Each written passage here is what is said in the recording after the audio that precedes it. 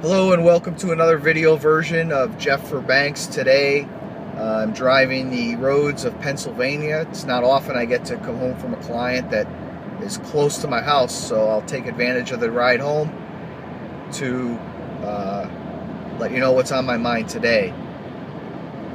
Organizational silos in banks. It's been a chronic problem in financial institutions where strategy session after strategy session, senior leaders, let me fix that a little bit, senior leaders tend to talk about their poor cross-sell ratios or the lack of collaboration between business lines. I think this stems from the ownership of the customers in the minds of employees, that the customer is owned by the employee and not the financial institution, although the financial institution is putting their balance sheet at risk. And I'm having a little trouble here with the camera. There you go. And that's part of the attitude. Another part of the attitude is that we tend to handle customers by individuals, which is the basis behind a relationship, instead of handling customers through teams where the customer has relationships with many people within the bank. So therefore, if one person, the relationship manager, the lead of that relationship, leaves the bank, it's really easy for customers to leave with them because the only tentacle within the bank is usually that one relationship manager, or the other tentacles are so weak that the customer is very willing to leave with the relationship manager.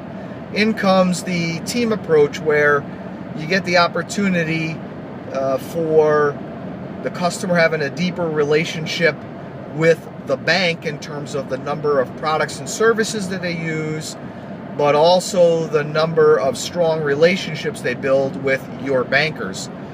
We have anecdotal experience that if internally these bank employees tend to know one another, to trust one another, to have high regard with one another, and even, yes, like one another, that they would be more willing to bring others into the relationships and therefore solidify the relationship with the customer more solidly with the bank and not just that individual person. This also creates a continuum of service.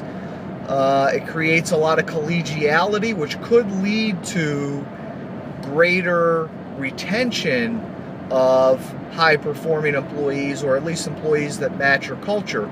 So internal relationship building, either for the smaller institution being co-located in the same place, is very important. If they work together 8 hours, they could walk 20 yards to one person's office. That tends to help with the team approach to customer relationship building. Also, your incentive system. Create team-based incentive systems that are not widget-based. They're more profit-based. In other words, how many customers does this team manage? What is the overall balance sheet that this team manages and the profitability of that? And create a meaningful incentive system around the team-based approach.